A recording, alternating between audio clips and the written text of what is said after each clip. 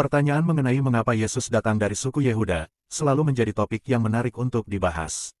Jika di video sebelumnya kami telah membahas mengenai latar belakang perjanjian Allah dengan Abraham dan keturunannya, sekarang kita akan membahas mengenai mengapa secara spesifik Yehuda yang dipilih. Jika bicara secara hierarki keturunan, Yehuda adalah anak yang keempat dari Lea, namun yang terjadi di kemudian adalah, saat Yakub memberkati anak-anaknya, Ruben, sebagai anak sulung, kehilangan hak kesulungan karena pelanggarannya, yaitu tidur dengan Bilha, gundik ayahnya. Hal ini mencabut Ruben dari posisi kehormatan dalam rencana Allah. Sementara, Simeon dan Lewi juga kehilangan hak sulung, karena tindakan kekerasan mereka dalam pembantaian terhadap orang-orang di Sikem. Yakub mengutuk kemarahan mereka dalam nubuatnya kepada Simeon dan Lewi, Kejadian 49 ayat 5-7.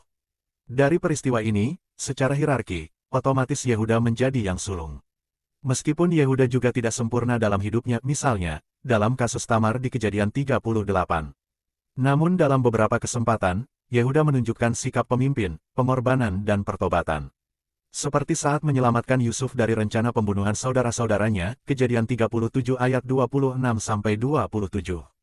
Ia juga rela menjadi jaminan untuk keselamatan Benyamin di hadapan Yusuf, Kejadian 44 ayat 32-34.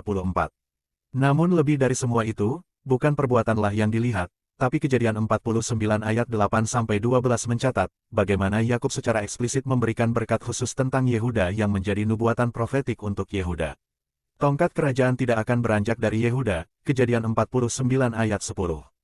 Nubuat ini mengacu pada otoritas kerajaan yang akan dimiliki Yehuda. Tongkat kerajaan, atau lambang kekuasaan, melambangkan janji bahwa Yehuda akan menjadi suku yang melahirkan para pemimpin hingga kedatangan Silo, istilah yang merujuk pada Mesias. Hal ini kemudian digenapi dengan hadirnya Raja Daud dan keturunannya, dari Salomo, Hizkia, Yosia, hingga Yekonya atau Yoachin raja terakhir sebelum pembuangan ke Babel, yang kesemuanya adalah keturunan Yehuda, Matius 1 ayat 1-17.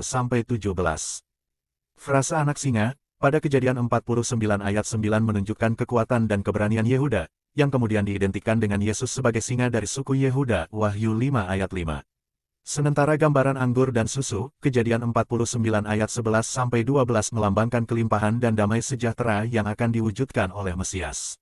Dari nubuatan tersebut, terlihat secara jelas, bahwa keturunan Yehuda yang terpilih untuk menjadi garis yang akan membawa Mesias. Dan ini bukan karena perbuatan manusia, namun karena rencana Allah yang besar lewat Yakub, maka Yehuda ditetapkan sebagai garis genealogi Mesias. Pertanyaan terakhir, kenapa bukan Yusuf? Padahal dia anak dari istri yang sangat dicintai Yakub, Rahel.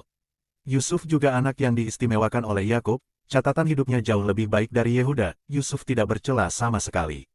Apa karena faktor